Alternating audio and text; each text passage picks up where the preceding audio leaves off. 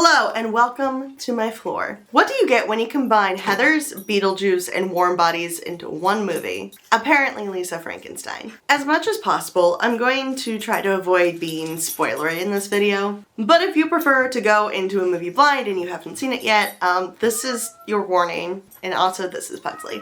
But I'll say if you prefer to go into a movie blind, this video talks about the movie that was in the title of this video, so I don't know why you're here. I will also say that my knowledge on 80s culture is pretty minimal. I know that this movie had a lot of references that almost definitely went way over my head. I have accepted this and I am moving on. I feel like the Frankenstein in this movie title gives you a sense of what this story is trying to go for. But the general premise is that Lisa, our title character, has accidentally kind of sort of caused, or at least encouraged, a heartbroken man from the 1800s to come back to life. Not quite life, but kind of zombie-ish, undead sort of situation. The logic behind it is never really fully explained. I think it's okay though. We're going for camp here. It's a very campy film. So once she gets past the initial terror of this strange man being in her house, we start the work on rebuilding him, literally. The murderous duo is very much giving like Veronica and JD from Heathers, but with less sex, at least at the beginning. What's interesting though is that Lisa's character really gives off more vibes of like Lydia from Beetlejuice. If I'm being completely honest, I was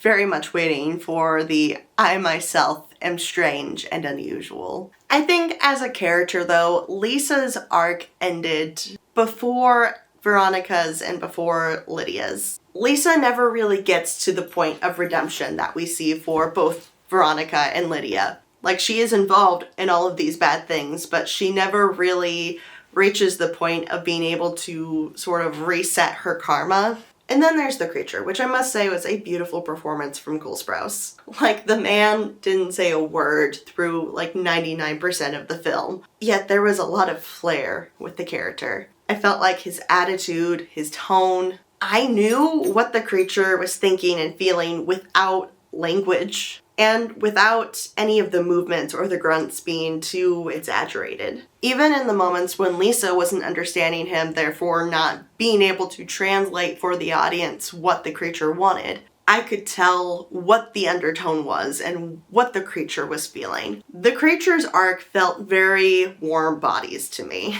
But in a way that I would honestly describe as this movie is what Warm Bodies wanted to be, but wasn't. Like in both cases, love is what brings the dead man back to life-ish, whatever capacity living means. But in this movie, it's not just the magic of love, where, like, you know, friendship is magic or whatever.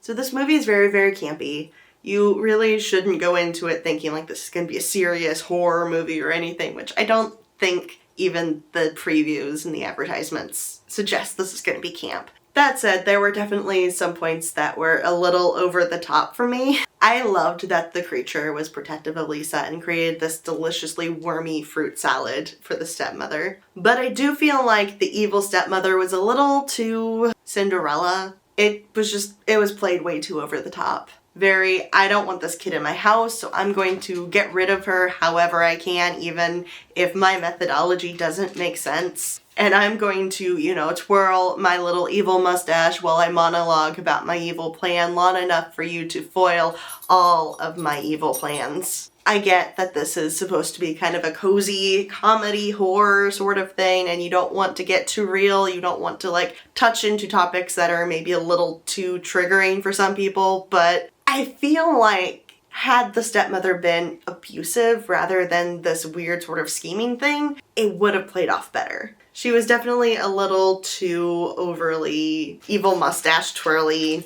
kind of, rather than you don't really get to see any of the merits of her as a character. She is purely there to be the evil stepmother and nothing else. There is no point in the film that we see where she might be the good person in anyone's eyes. And for how some of the other characters played out, it just felt off to me. And for that, I do think getting her out of the film as quickly as we got her out of the film was a good move, but I would have also liked a little bit of a different direction with her as a character. I'll say that the father, too, was distant and disconnected to an excessive degree. I don't know if it was meant to be played for laughs, because we do see some scenes where the girls are talking about things right in front of him that normally a father would react to and he's just not. I don't know if we're supposed to take it as this is how he's processing the trauma of losing his wife, but something in his disassociation just isn't jiving with me. I would say of the supporting cast, my favorite character was the stepsister. She wasn't the evil stepsister trope that I expected. She wasn't the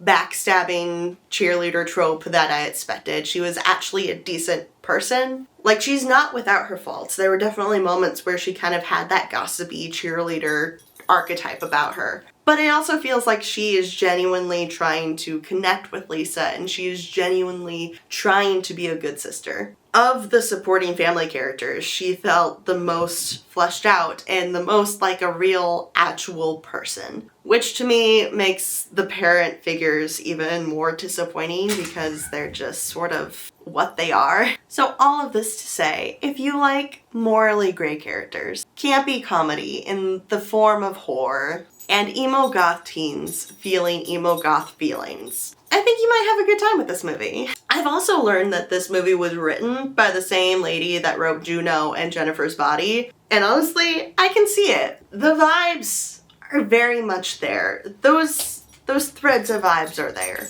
So if you enjoyed either or both of those movies, a good chance you might enjoy this one too. So if you saw this movie, let me know what you thought of it down in the comments below, and also while you're down there, be sure to give me a big ol' thumbs up and subscribe because I post 2 new videos every week.